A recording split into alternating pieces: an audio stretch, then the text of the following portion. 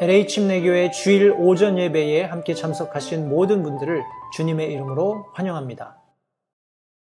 우리 이 시간에는 찬송가 80장 다 자리에서 일어나셔서 함께 부르시고요. 우리 함께 말씀 나누도록 하겠습니다. 주께서 내 길 예비하시네. 주께서 내 길 예비하시네. 나의 하루하루를 주를 위해 살리라. 주께서 내 길 예비하시네. 나 이제 주를 따라가려네. 나 이제 주를 따라가려네. 세상 죄길 버리고 생명길로 가리라. 나 이제 주를 따라가려네.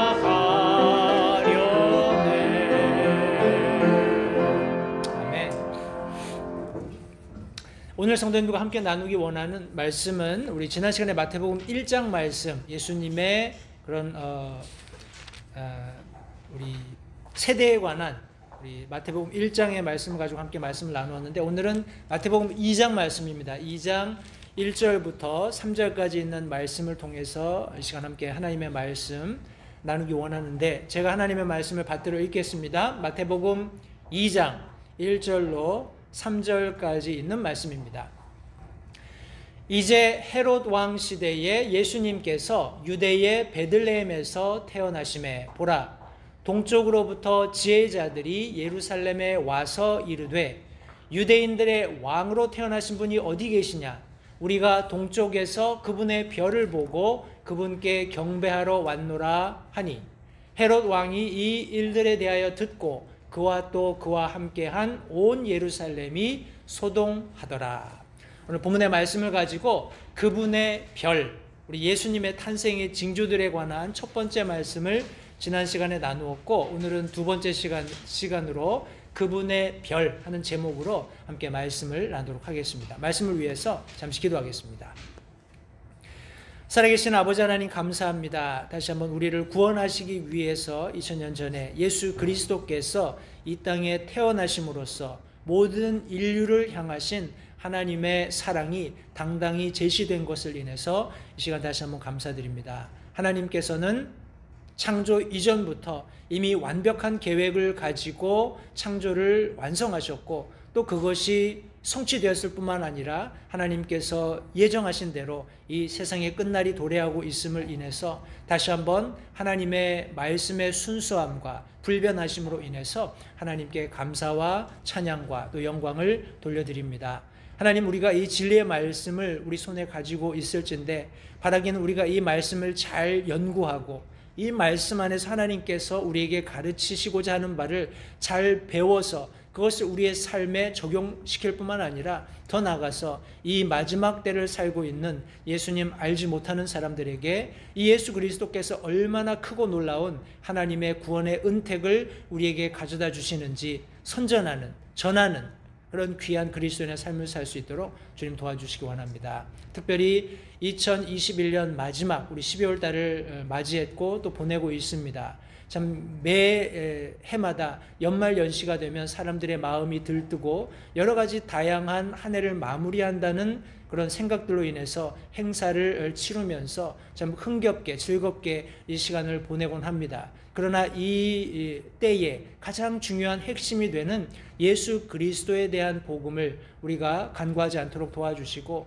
우리가 받은 구원의 기쁨과 그 감사, 감격스러움을 우리 믿지 않는 사람들에게 전하는 특별히 우리 12월이 될 수 있게끔 주님 도와주시기 원합니다. 오늘 전하는 말씀을 주님께서 복 주시고 이 말씀 가운데에서 다시 한번 예수 그리스도께서 얼마나 놀랍게 이 땅 가운데 오셨는가 하는 내용의 말씀을 우리 상고하기 원합니다.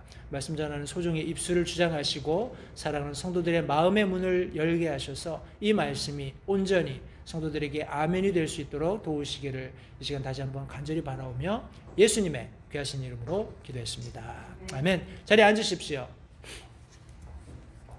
우리 12월 달이 되고 이제 저도 크리스마스 카드를 많이 보내야 할 텐데요. 우리 크리스마스 카드 이런 데 보면 이렇게 동방박사 세 사람이 우리 뭐라고 하나요? 이 낙타를 타고 이렇게 별을 보면서 오는 이런 그림을 아마 많이 보셨을 거예요. 그죠?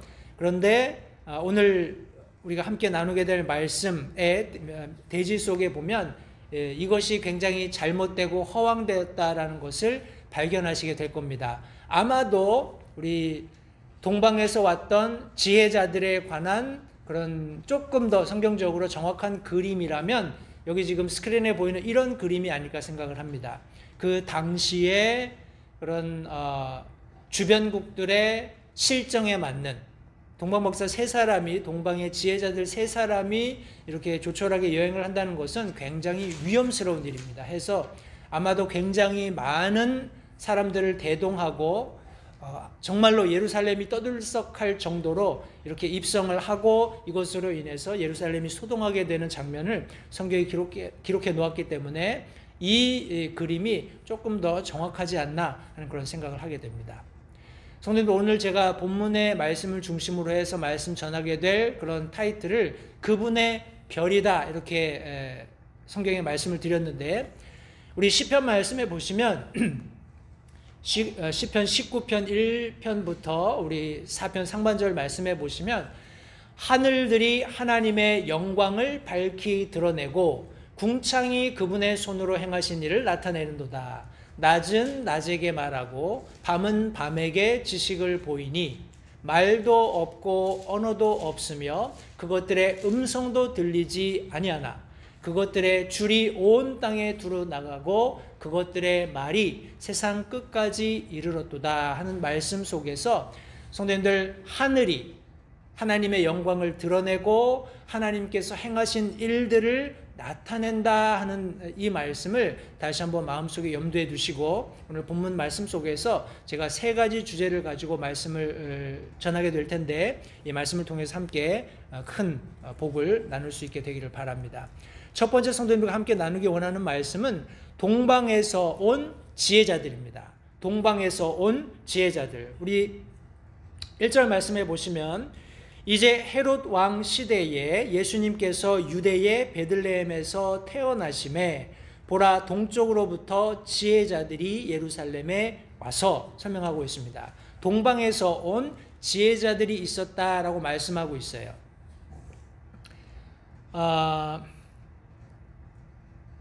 우리 마태복음 2장 4절부터 6절 말씀해 보시면 그가 모든 수제사장들과 백성의 서기관들을 다그쳐 모아, 여기 지금 그가라고 했을 때 여기 지금 헤롯 왕입니다. 헤롯 왕이 동방에서 왔던 지혜자들이 해준 말씀을 근거로 온 이스라엘의 수제사장들 또 백성의 서기관들 다 긴급 소집을 한 겁니다.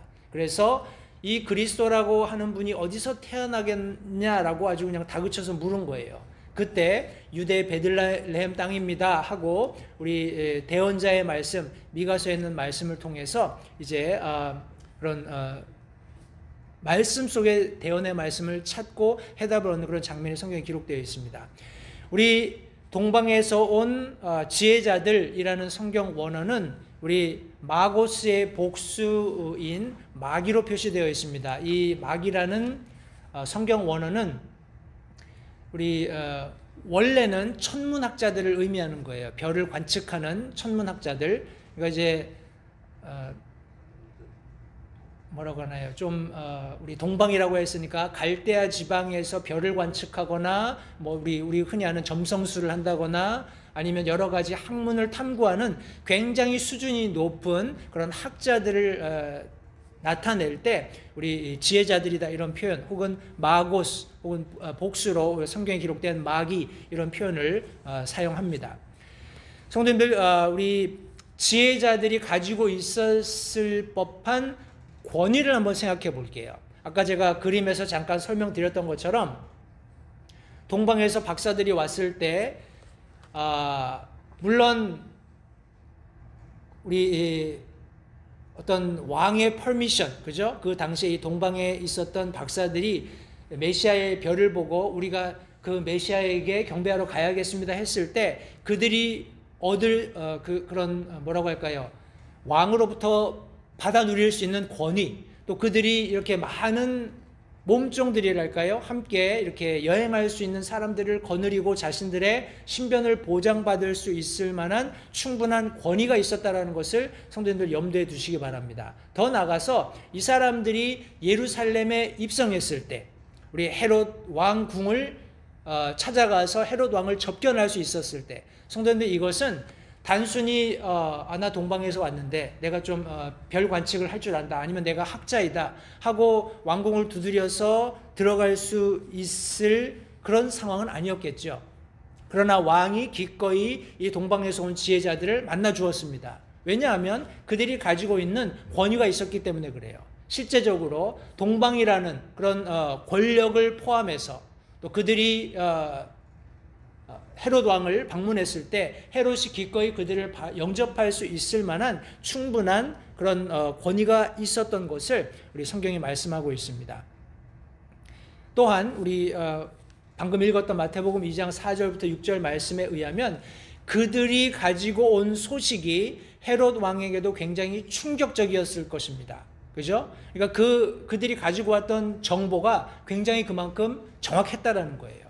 해서 결국은 이스라엘의 모든 수제사장들과 백성의 서기관들을 다그쳐서 이 사람들이 가지고 온 이런 내용이 허황된 것이 아닐 것인데, 아마도 분명히 어떤 근거를 가지고 이런 얘기를 할 것인데 어떻게 이런 말을 할 수 있는지 너희가 한번 좀 성경 말씀을 한번 찾아봐라 했을 때 미가서 5장 2절에 있는 말씀을 가지고 이렇게 정확한 인포메이션을 그들이 가져왔다는 것을 발견하게 된 그런 장면을 성경이 묘사하고 있습니다. 제가 첫 번째 대지로 지금 성도님과 나누고 있는 동방에서 온 지혜자들, 과연 이들이 누구인지 그 뿌리를 좀 살펴보기 원하는데, 우리 다니엘서 1장 3절부터 4절 말씀에 보시면 이런 말씀이 있습니다. 우리가 잘 아는 말씀이죠. 우리 이스라엘 백성들이 바벨론으로 포로로 잡혀가던 시대에 굉장히 출중한 탁월한 우리 청소년들도, 왕족이었던 청소년들도 함께 우리 바벨론으로 포로로 끌려간 것을 우리가 알고 있죠. 그때 이 왕이 자기 내시들의 우두머리 아스푸나스에게 말해서 이스라엘 자손과 왕의 씨와 통치자들 중에서 몇 사람, 곧 흠이 없고 잘생기고 모든 지혜에 능숙하며 지식을 두루 갖추고 과학을 이해하며 왕의 궁궐에 설 만한 능력을 갖춘 아이들을 데려오게 하고 그들에게 갈대아 사람들의 학문과 말을 가르치게 했다라고 말씀하고 있습니다. 다시 말하면 성도님들, 우리가 지난 시간에 예수님의 그런 어떤 세대들을 쭉 관찰하면서 또 우리가 함께 나누었던 숫자 14, 3, 42 이런 숫자 말고도 우리가 이 특별히 세대를 나누어서 하나님께서 말씀해 주셨을 때 우리가 눈여겨볼 필요가 있는 것이, 하나님께서 이 각각의 세대들의 우리 14세대를 언급하시면서 하나님께서 그 다음 세대에 일어날 일들 혹은 하나님께서 행하실 일들을 수용할 수 있을 만한 그런 인물들을 거기에 이미 마련해 두셨다는 겁니다. 우리 이스라엘의 족보를 가만히 들여다보면 성도님들, 이스라엘이 하나님께 불순종함으로써 결국은 바벨론의 포로로 잡혀가는 그런 일련의 과정 속에서 그냥 이스라엘을 하나님께서 잊으시거나 포기하신 것이 아니라 그들이 하나님께서 정하신 때가 되었을 때 다시 되돌아오게 하시게끔 거기에 하나님께서 사용하실 수 있는, 하나님께서 말씀하셨을 때 그것을 받아들이고 수용하고 하나님의 뜻을 성취할 수 있는 사람을 이미 그곳에 두셨다라는 것을 성도님들 기억해 보세요. 여기 다니엘과 우리 세 친구들, 그죠? 사드락, 메삭, 아벳느고, 그들도 예외가 아니었습니다. 하나님께서 그들을 사용하실 수 있는 사람들이었고 또 그들을 통해서 결국 우리가 오늘 함께 나누고 있는 이 놀라운 하나님의 말씀의 성취를 이스라엘에 전달해주는 그런 귀한 어떤 뭐라고 할까요? 남겨진 이스라엘의 그런 씨를 우리가 여기 말씀을 통해서 발견해 보게 되는 것입니다. 여기 지금 이스라엘 자손 왕의 씨 통치자 중에 속해 있던 우리 젊은 청소년 중에 몇몇 사람들이 궁궐로 들어가게 되고 그 사람들이 갈대아 사람들의 학문과 말을 가르치게 됩니다. 우리 다니엘서 1장 19절부터 20절 말씀해 보시면 결국에 이제 다니엘과 세 친구들, 특별히 이스라엘에서 이스라엘의 포로로 잡혀온 아이들 중에서 왕궁에 있으면서 그들이 순전한 믿음을 지키기 위해서 결단하고 그런 자신의 삶을 정결하게 하는 그런 과정 속에서 갈대아의 학문을 익혔던 그 아이들과 대화를 하고 나서 이 왕이 그들 모두 가운데서 다니엘과 하나냐와 미사엘과 아사랴와 같은 자를 찾지 못했다라고 말씀하고 있습니다. 그러면서 그들이 결국에는 왕 앞에 서게 되고 왕이 지혜와 명철에 대한 모든 문제를 그들에게 묻는 중에 왕과 실제적으로 1대1로 대화하는 과정이죠. 그들이 자기의 모든 영토 안의 모든 마술사와 별을 살피는 자보다 10배나 나은 줄을 알았다라고 말씀하고 있습니다. 이것이 나중에 어떻게 증명되는고 하니 우리 2장 48절에 우리 느부갓네살 왕이 꾸었던 우리 금신상에 관한 꿈 알고 계시죠? 머리는 금으로 되고 가슴은 은, 우리 이 배 쪽은 놋, 그리고 다리와 넓적다리가 놋이고, 그리고 우리 무릎 아래 발은 뭐 철로 되고 뭐 이런 제가 나중에 구체적으로 설명을 드리겠습니다만 이 꿈을 느부갓네살 왕이 잊어버렸어요. 그러면서 지금 그 자기 왕국에 있었던 모든 여기 말씀하고 있는 것처럼 마술사들이라든지 점성술사라든지 지혜자들을 모두 모아놓고 내 꿈을 맞춰봐라 이렇게 된 거예요. 그때 다니엘이 하나님께서 보여주시는 꿈과 그 해석을 왕에게 정확히 전달해 준 뒤에 왕이 다니엘을 지위가 높은 자로 삼았고 그에게 큰 선물을 많이 주고 그를 바벨론 온 지방을 다스릴 치리자로 삼고 총독의 우두머리로 삼아서 바벨론의 모든 지혜자 위에 두었다. 본질적으로 그는 이스라엘의 포로였습니다. 그죠?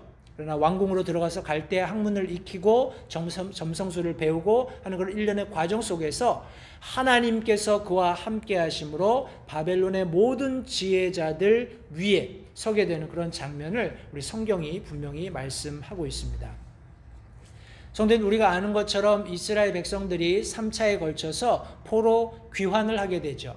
그죠? 포로 귀환을 하는 과정 가운데 모든 이스라엘의 그런 포로로 잡혀갔던 사람들 그 후손들이 다 귀국한 것이 아닙니다.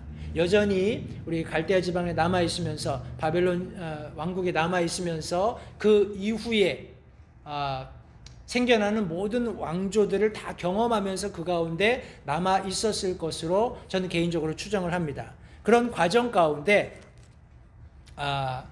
아마도 더 그런 깊숙한 갈대아인들의 학문들을 익혀가면서 자신들이 가지고 있었던 메시아 사상, 하나님께서 약속하신 메시아가 오실 것이다라는 것을 확실하게 믿는 이 성경이 대언하고 있는 말씀들을 근거로 자기들이 배웠던 그 당시의 우리 천문학이라든지 하는 여러 가지 갈대아 학문들을 통해서 더 깊고 과학적으로 분명한 근거를 가지고 예수 그리스도의 탄생을 고대하면서 부지런히 그 때를 살폈던 그런 사람들이 존재했던 것으로 저는 개인적으로 생각을 합니다. 우리 한번 생각해 보십시오. 여기 우리가 함께 읽었던 본문 말씀에 보면 유대인들의 왕으로 태어나신 분이 어디 계시냐? 우리가 동쪽에서 그분의 별을 보고 그분께 경배하러 왔노라 라고 말씀을 하고 있어요. 성도님들, 동방의 지혜자들이 왜 유대인의 왕에게 그렇게 관심이 있습니까? 그죠? 왜 유대인의 왕에게 그들이 와서 경배할 필요가 있었겠냐라는 것입니다. 이런 말씀을 두고 추론컨대 저는 개인적으로 이 동방에서 온 지혜자들은 과거 다니엘과 그 친구들이 우리 바벨론으로 포로로 끌려가는 그런 과정 가운데 선택되어져서 왕궁에서 갈대아 학문을 익히면서 이제 포로 귀환할 때 귀환하지 않고 그곳에 남아서 계속해서 천문학이라든지 하는 이런 학문들을 가지고 더 깊이 연구함으로써 결국 그들에게 약속된 유대인들의 왕, 자신들의 왕 메시아가 오신 것을 알고 그분의 별을 따라서 우리 예루살렘에 와서 그분께 경배하기 위해 찾아온 그런 사람들이라고 개인적으로 믿습니다. 성도님들 잊지 마십시오. 저와 여러분들이 하나님의 말씀을 부지런히 상고하게 되면, 하나님의 말씀을 부지런히 연구하고 그 가운데서 하나님께서 내게 주시는 말씀이 무엇인가 연구하는 그런 과정 속에서 세상 사람들이 알지 못하는 놀라운 지혜들을 얻을 수 있다라는 그런 확신을 성도님들 가지시기 바라요. 그냥 다른 사람들이 떠먹여주는 그런 음식을 섭취하는 것, 어렸을 때는 그것이 필요합니다. 그것이 성장할 수 있는 과정 속에 아주 밑거름이 되는 것은 사실이에요. 그러나 우리가 어느 정도 믿음이 자란 후에는 스스로 우리 음식을 섭취할 줄 알아야 되고, 그런 과정 속에서 단단한 고기들도 우리가 씹을 수 있고 삼킬 수 있는 힘이 생기는 겁니다.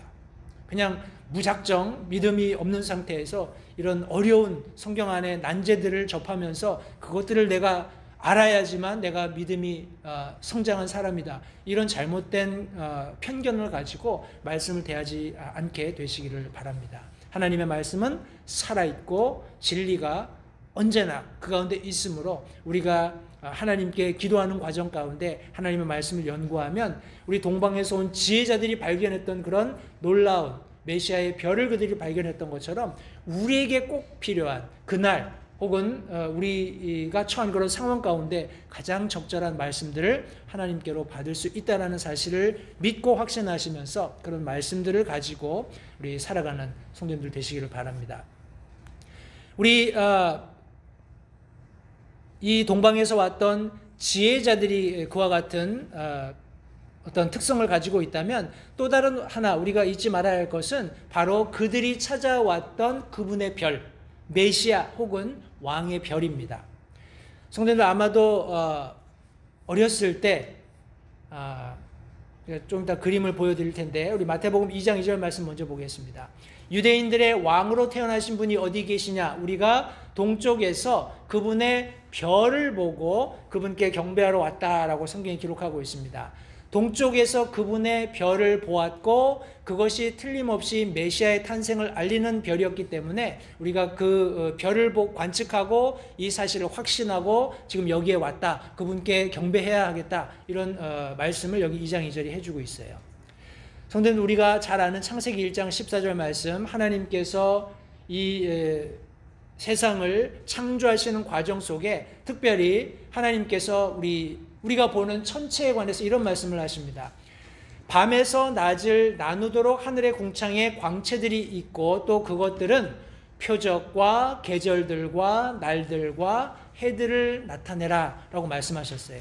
하나님께서 하늘에 해와 달을 두시고 별들을 창조하셨을 때 그것이 밤과 낮 혹은 1년 365일 아니면 계절, 봄, 여름, 가을, 겨울 이런 것들을 나타내게 하셨을 뿐만 아니라 가장 먼저는 표적들을 나타내게 하셨다라고 말씀하고 있습니다. 따라서 이 천문학이라는 학문은 굉장히 하나님의 창조 섭리, 원리, 그리고 그분의 모든 창세기로부터 요한계시록까지 하나님께서 기록해 놓으신 모든 성경 말씀들이 어떻게 성취되고 있는가를 잘 드러내주는 청사진과 같은 역할을 하는 것입니다.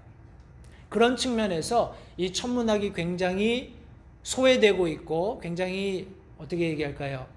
이래 변질되어 있는 그런 학문 중에 하나라고 하는 이야기를 제가 들었습니다. 제가 특별히 메시아의 별 이것과 관련해서 성도님들과 함께 나누기 원하는 이런 슬라이드 내용들은 아마 김명현 교수라고 들어보셨을 거예요. 이분은 창조과학 관련해서 강의를 많이 하시는 분이신데 혹시 조금 더 깊이 알기 원하시면 그분 동영상을 한번 이렇게 유튜브를 통해서 보시는 것도 제가 권해드립니다.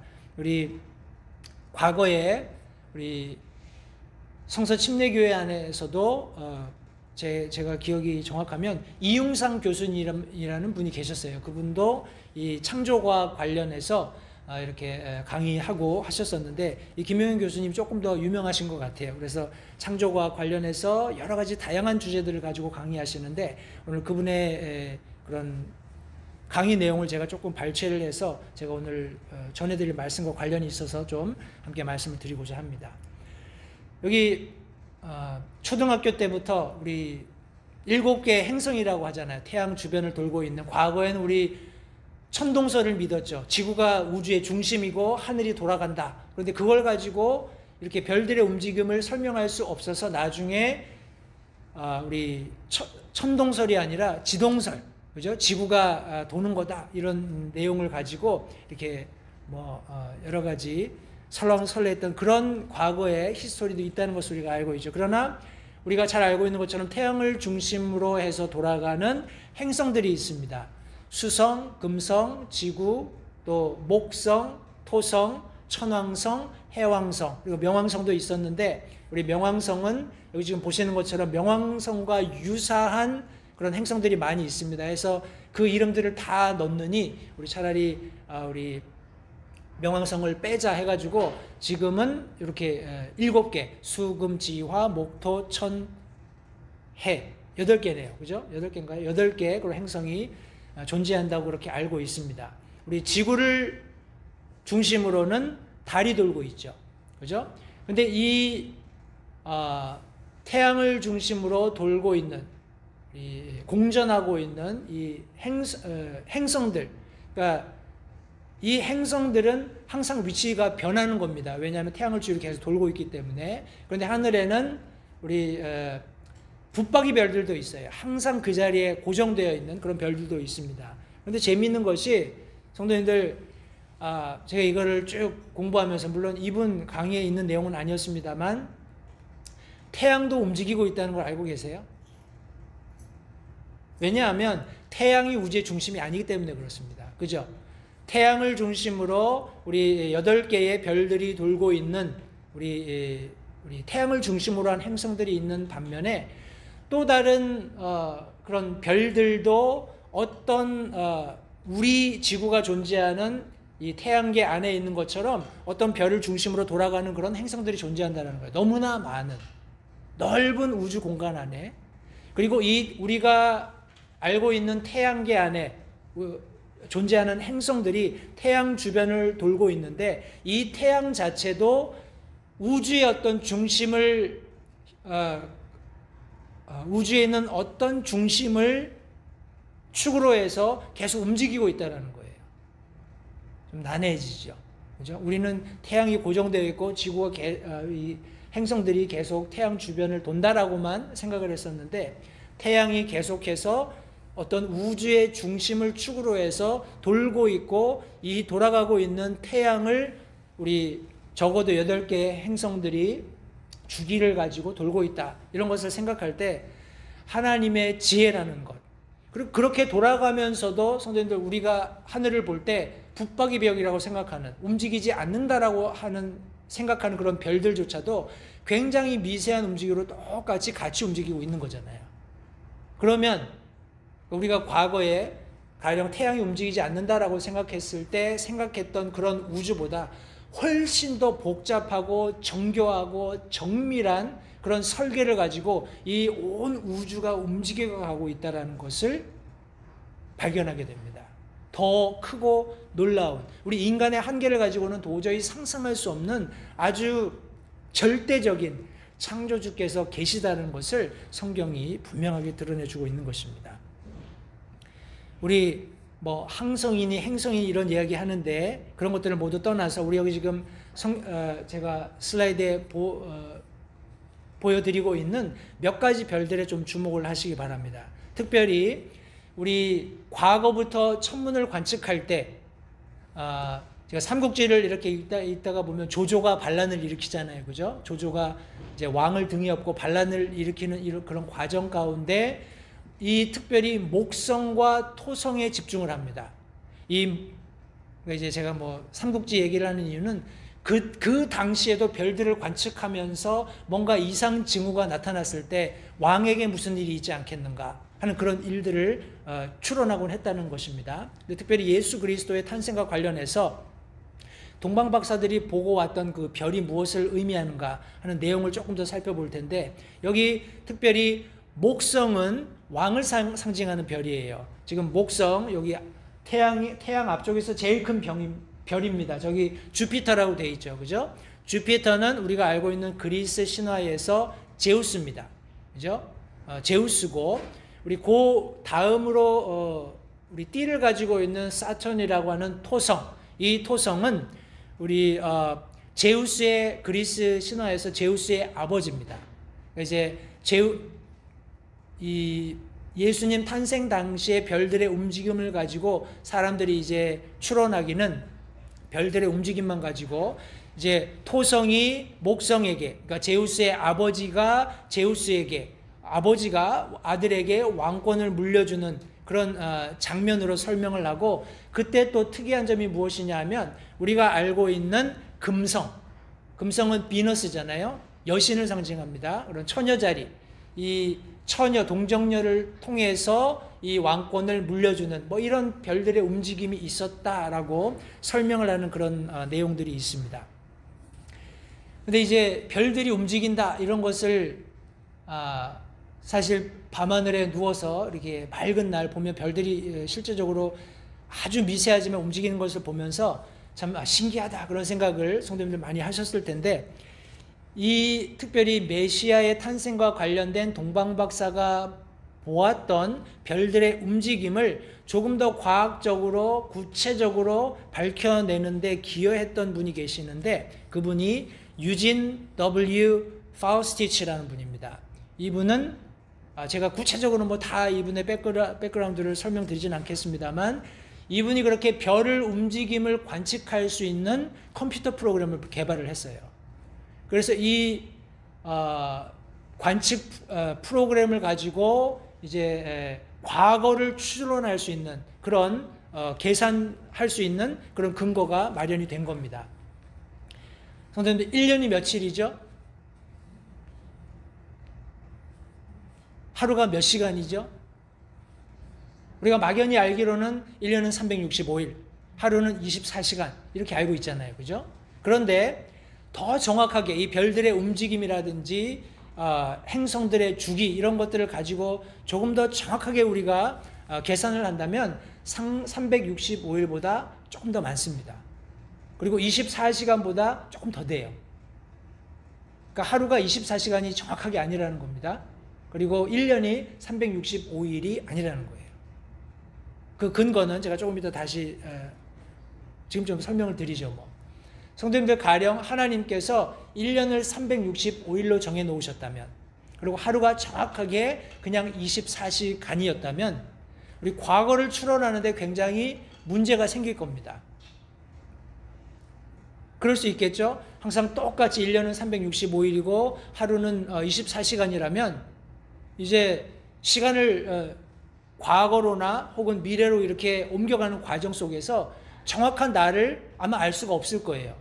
그런데 시간이 미세하게 차이가 나고 있고, 우리 천문이라든지 아니면 기상이라든지 아니면 역사적으로 일어나는 일들을 우리가 그 인포메이션을 가지고 과거나 혹은 미래를 이렇게 추론해 보는 그런 과정 속에서 좀 더 정확한 어떤 근거를 발견해낼 수 있을 것입니다. 왜냐하면 거기에 아주 미세한 차이지만 결국 그것들을 계산했을 때 딱 맞아떨어지는 어떤 시점을 발견할 수 있기 때문에 그래요. 그러나 365일 혹은 24시간으로 딱 못 박아놨다면 굉장히 그 시점을 찾기가 아마 어려워질 겁니다. 이제 유진 W. 파우스티치라는 분이 발견한 그런 별을 관측하는 프로그램을 가지고 예수님의 생일도 정확하게 이제 추론이 가능하다라는 겁니다. 우리 정답을 먼저 설명드린다면, 예수님의 탄생일은 BC 6년 5월 14일입니다. 이것은 유대력이에요. 그러니까 우리 양력 달력이 아닙니다. 양력 달력이면은 매년 5월 14일이잖아요. 그죠? 그런데 유대력은 우리 한국에서 썼던 음력 달력, 달을 기준으로 하는 그런 달력이기 때문에 매년 바뀝니다. 근데 재미있는 것이 예수님께서 탄생하셨던 그 날이 우리 BC 6년 5월 14일인데 우리 전후로 우리 재미있는 역사적인 그런 사건들이 있습니다. 해서 우리 전에 일어났던 일을 먼저 좀 살펴볼게요. 우리 마태복음 2장 19절 말씀해 보시면 우리 헤롯 왕이 죽는 장면이 나옵니다. 마태복음 2장 19절 말씀해 보시면 그러나 헤롯이 죽음에 보라 이집트에서 주의 천사가 꿈에 요셉에게 나타나 이런 말씀이 있어요. 성도님들 제가 앞에 잠깐 크리스마스 시즌이 되면 주고받는 그런 카드 속에 나타나는 그림을 하나 설명드렸었는데 또 다른 하나 유명한 그림이 있다면 우리 말구유에 구유에 포대기에 쌓여져서 누워져 있는 예수님을 동방박사들이 접견하는 그런 장면을 많이 보셨을 거예요. 그런데 그건 역시 성경적으로 옳지 않다. 왜냐하면 예수님께서 동방박사들이 동방에서 온 지혜자들이 예수님을 방문했을 때는 예수님이 적어도 2살 정도 되셨을 때라는 것을 성경 말씀을 통해서 추론해 볼 수 있습니다. 우리 헤롯이 죽은 지 2년 전쯤에 예수님이 탄생했다는 것을 알 수 있는 근거가 무엇이냐면 2장 16절 말씀이에요. 2장 16절 마태복음 2장 16절 말씀해 보시면 이에 헤롯이 자기가 지혜자들에게 우롱당한 줄 알고 심히 노하여 사람들을 보내 자기가 지혜자들에게 부지런히 물은 때를 기준으로 베들레헴과 그곳에 온 지경 내에 있던 2살 아래 아이들을 다 죽였다라고 설명하고 있죠. 그러니까 지혜자들이 자기를 찾아와서 여기 이스라엘의 왕으로 오신 분이 어디 있느냐, 우리가 그분의 별을 보고 그분께 경배하러 왔다 하는 그 시점을 기준으로 해서 2살 아래, 그러니까 이미 2년 정도 지난 거죠. 그러니까 헤롯이 언제 죽었는지를 알면 예수님 탄생일을 더 정확하게 추론할 수 있을 겁니다. 해서 헤롯 왕이 죽은 그런 해는 여러 다양한 서신들을 통해서, 역사적인 그런 서신들을 통해서, 자료들을 통해서 검증이 가능합니다. 그가 죽었던 해에 어떤 일이 있었는지, 그가 죽었을 때의 통치자는 누구였는지, 이런 것들을 근거로 해서 이런 별들을 가지고 날짜를 계산하는 컴퓨터에 대입을 했을 때 그가 죽었던 때가 BC 4년 3월 11일, 정말 소름 끼치도록 정확한 하나님께서 만들어 놓으신 그런 천체의 시간들을 추적해서 이렇게 그가 죽은 날짜까지 정확하게 알아낼 수 있다는 겁니다. 우리 시, 분, 초 단위까지 다 가능한데 그런 것들까지 다 설명하려면 좀 너무 많을 것 같아서 우리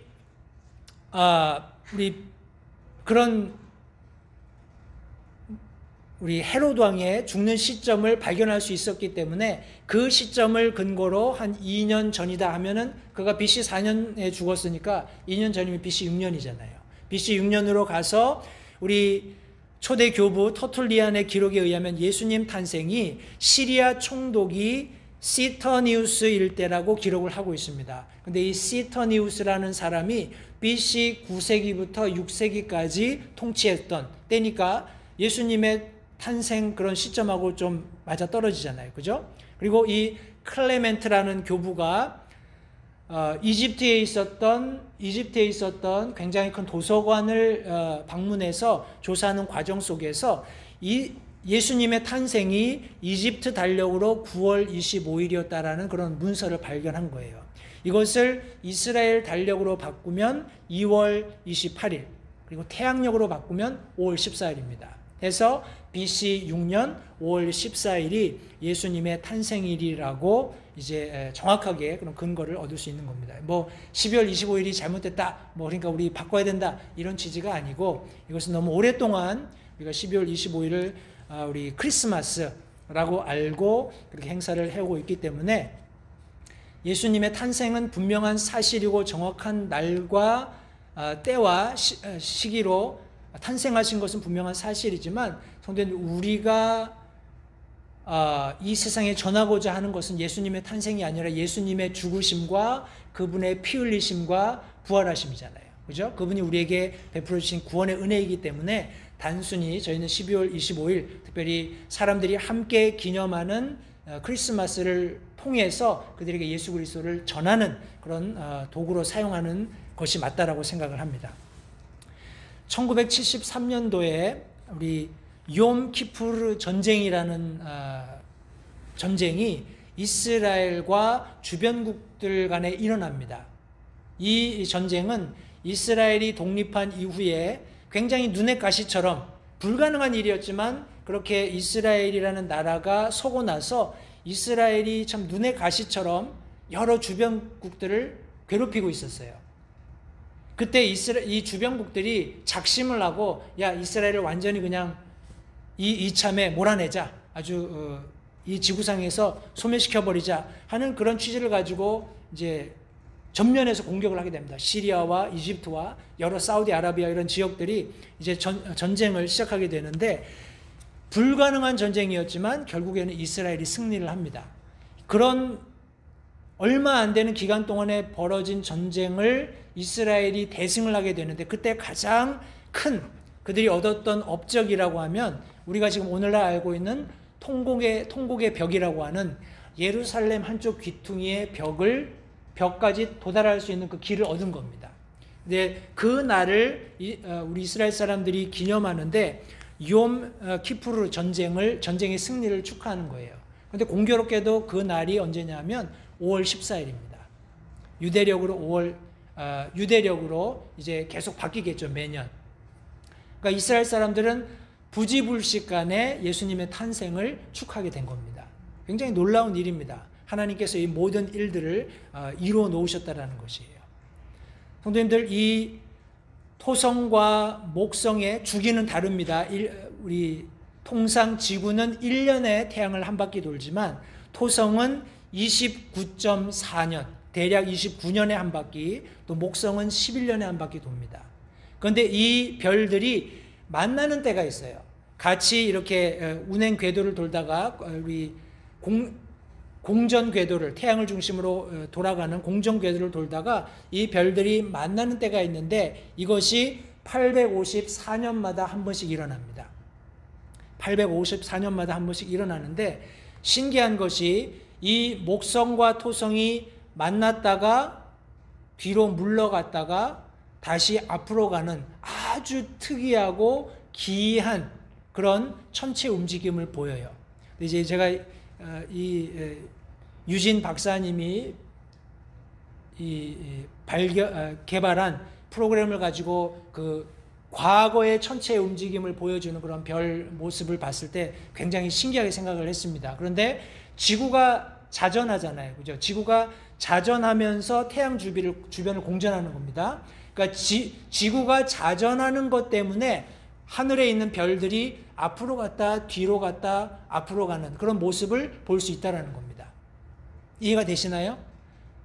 내가 이렇게 움직여 가고 있기 때문에 어떤 별들이 천천히 움직여 가고 있으면 그것이 앞으로 갔다 뒤로 갔다 할 수 있다는 겁니다. 원형으로 우리가 자전을 하기 때문에 아마 교차로나 이런 라운드어바웃이라고 하죠. 우리 하이웨이로 들어가기 위해서 속도를 줄이게 이렇게 둥그렇게 돼서 돌아가게 된 그런 도로를 돌면서 멀리 있는 어떤 건물들을 보게 되면 건물들이 쓱 갔다가 뒤로 가는 것처럼 보일 수도 있어요. 아마 그런 걸 원하시면 한번 이렇게 유심히 관찰해 보실 수 있으실 겁니다. 어찌됐건 간에 하늘에 동방박사들이 별을 관측하고 있었던 그 시점에 이런 특별한 일들, 왕을 상징하는 목성과 토성 그리고 금성, 비너스가 굉장히 특이한 그런 움직임을 보였고 이것이 우리가 제한적으로 알고 있는 별들에 관한 지식 그 이상을 알고 있고 연구하고 있고 오랜 시간을 투자했던 이 동방의 지혜자들의 눈에 목격되었다라는 겁니다. 그리고 그들이 결국은 이것이 성경이 말씀하고 있는 메시아의 별이다라는 것을 확신하고 우리 예수님을 찾아 그분께 예배하기 원해서 왔던 그런 배경이 되는 내용이다라고 말씀드리고 싶습니다. 더 많은 내용이 있는데 시간이 많이 갔습니다. 해서 그들이 궁극적으로 이때다라고 제가 아까 토성과 목성이 이렇게 춤을 추는 듯한 앞뒤로 움직이는 그런 일이 854년마다 일어날 수 있다. 라고 말씀드렸는데, 그러면 왜 그들이 메시아의 별이라고 확신했는가 하는 내용은 우리 느부갓네살이 꾸었던 꿈과 굉장히 깊은 연관이 있습니다. 우리 이미 이 동방의 지혜자들이 별을 연구하던 그 시점에는 바벨론이 지난 시대입니다. 그죠? 그리고 우리 메데 페르시아가 지낸 시점이에요. 그리고 우리 그리스 시대가 지났고 로마 시대를 거치면서 이제 마지막 때를 맞이하고 있다라는 것. 그리고 뜨인 돌이 와서 이 모든 인간 세상의 어떤 왕권을 무너뜨리고 새로운 왕국을 세우는 이런 일련의 그런 다니엘이 이미 하나님께로부터 받아서 느부갓네살 왕에게 전달해 주었던 이런 분명하게 기록되어 있는 성경 말씀도 그들이 잘 알고 있었기 때문에 바로 이때 뜨인 돌이 지금 분명하게 하나님의 예정에 의해서 이 땅에 오신다라는 확신을 가졌고, 또 그 말씀을 근거로 이 이스라엘의 새로운 왕, 우리 뜨인 돌로서 이 모든 세상 열국을 멸하실 그분이 도래하신 것을 확신하고 지금 예루살렘에 입성하게 된 것을 성경이 말씀하고 있습니다. 여기 지금 보여지는 지도 성도님들 보시기에 우리 좌측 아래쪽에 보시면 아프리카, 중동, 유럽, 아시아 이런 지역들이 있는데, 가만히 보시면 성도님들 이 이스라엘이라는 나라는 굉장히 그냥 전쟁이라는 전제를 놓고 보면은 접전지가 될 수밖에 없는 위치에 있습니다. 저쪽 구석에 있는데, 아프리카에서, 과거에는 이집트였죠. 아프리카나 이집트에서 우리 유럽이나 아시아를 제패하기 위해서 반드시 거쳐야 하는 곳이 팔레스타인입니다. 그죠? 유럽에서도 아시아나 우리 아프리카를 제패하기 위해서 군사를 동원한다면 반드시 거쳐야 하는 땅이 팔레스타인이에요. 또 아시아 지역에서도 우리 과거에 징기스칸도 그렇게 했습니다만, 아시아 지역에서 우리 이 넓은 대륙을 제패하기 위해서 유럽으로 군사를 보내고 우리 아프리카나 이집트 쪽으로 군사를 보내려면 부득이하게 거쳐야 하는 곳이 우리 팔레스타인 땅입니다.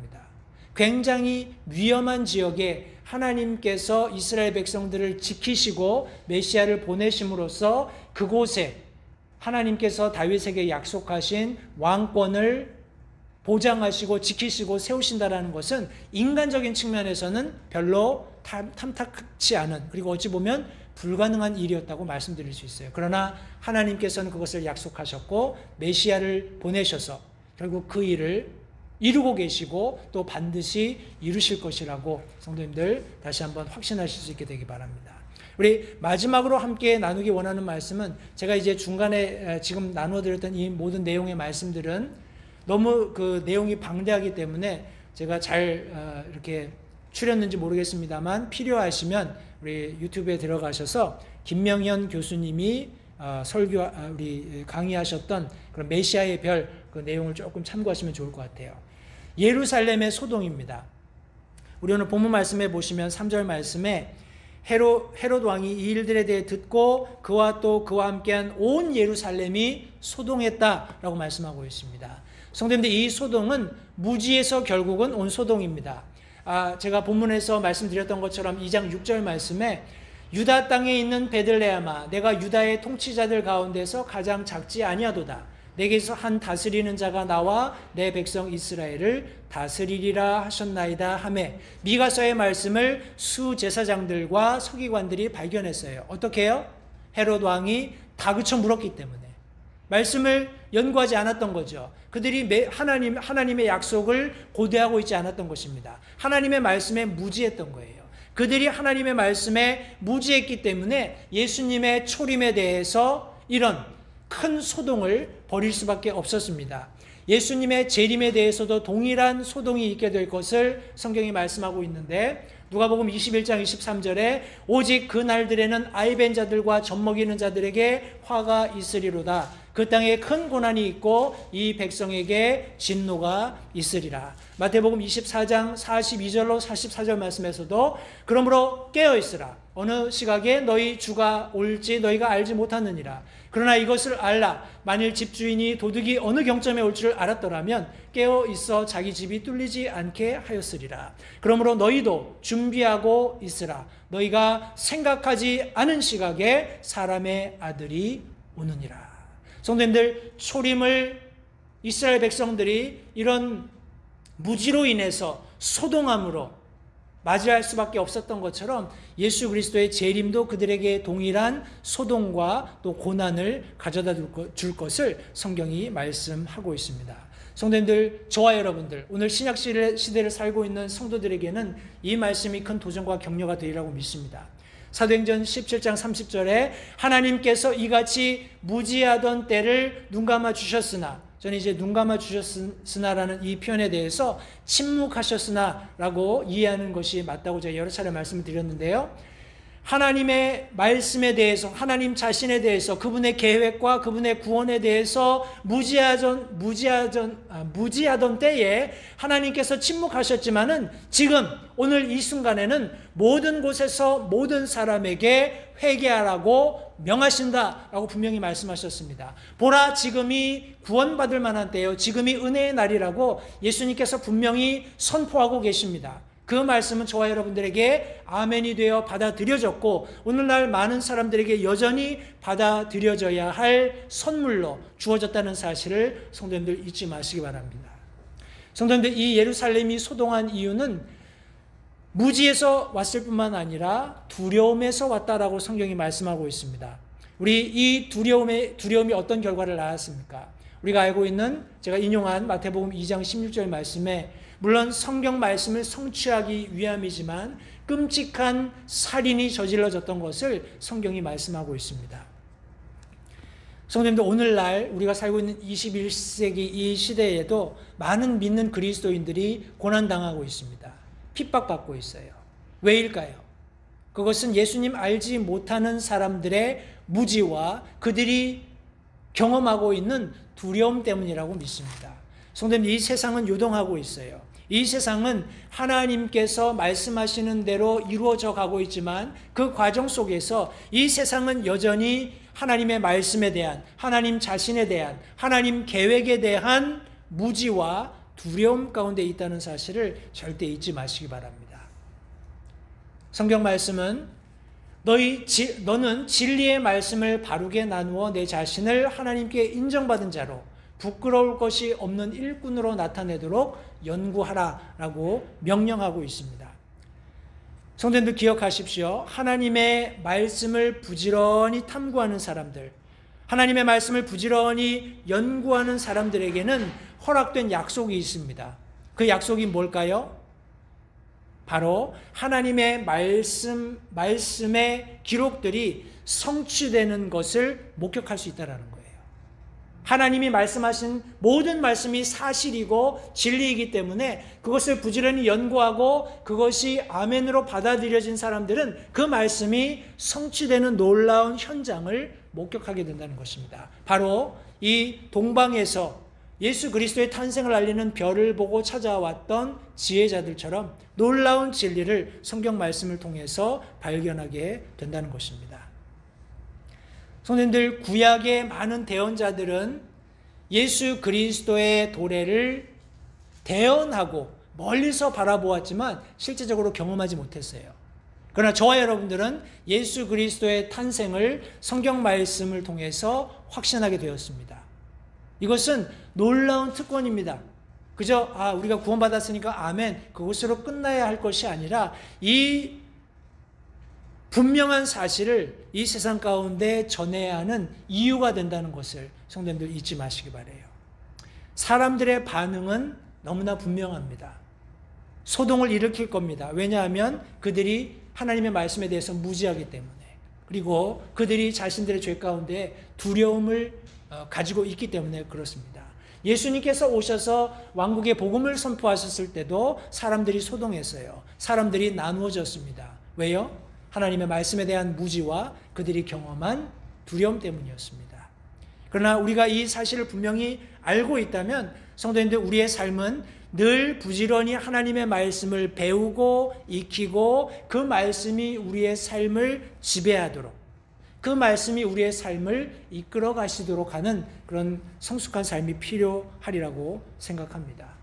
성도님들, 때때로 하나님의 말씀을 우리가 묵상하는 과정 가운데 참 답답함을 경험할 수도 있을 겁니다. 이 말씀이 무엇을 의미하는가? 이 말씀이 내게 오늘 어떤 교훈을 가져다 주시는가?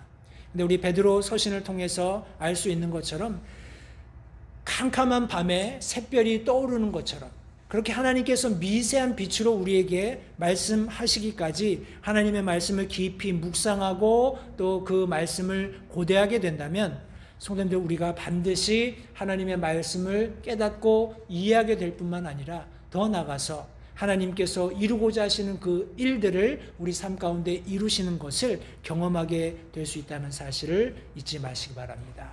세상은 소동합니다.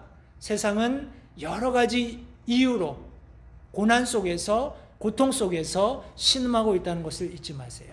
그들이 하나님의 말씀에 대한 무지로 인해서 혹은 자신들이 가지고 있는 죄의 본성으로 인한 두려움으로 인해서 소동할 때 성도님들, 우리가 가져야 할 그리스도인으로서의 삶의 태도는 하나님의 말씀을 깊이 묵상하는, 마치 동방에서 하나님께서 마련해 놓으신 가장 정확한 시계, 천체를 통해서 부지런히 말씀을 연구하고 탐구했던 그들이 가지고 있었던 그런 삶의 모습, 하나님의 말씀을 부지런히 연구하는 과정 가운데 마치 그들이 메시아의 별을 발견했던 것처럼 성도님들, 그렇게 우리에게 하나님께서 말씀하시는 그 말씀들이 우리에게 보여질 때 성도님들, 동방에서 이 별을 관측했던 지혜자들은 저기 굉장히 큰 일이 있구나, 놀라운 일이 일어나고 있구나, 그냥 알고 그 자리에 있지 않았습니다. 어떻게 했죠? 짐을 꾸려서 그분께 경배하기 위해서 먼 거리를 목숨을 내걸고 여행을 했습니다. 저와 여러분들에게 실천하는 믿음이 있기를 간절히 원합니다. 오늘 예수 그리스도의 별, 그분은 실제적으로 약속되었고 이 땅에 오셨고 하나님께서 예정하신 대로 십자가에서 귀한 보혈을 흘리셔서 인류가 구원 얻는 구원의 문을 열게 열어주셨습니다. 성도님들, 저와 여러분들에게도 분명히 하나님의 말씀을 통해서 하나님께서 우리에게 기대하시는 삶이 있음을 알고 그런 삶을 살아서 하나님 앞에 영광 돌리시는 그런 귀한 모든 LH 침례교회 성도님들이 되시기를 바랍니다. 기도하겠습니다.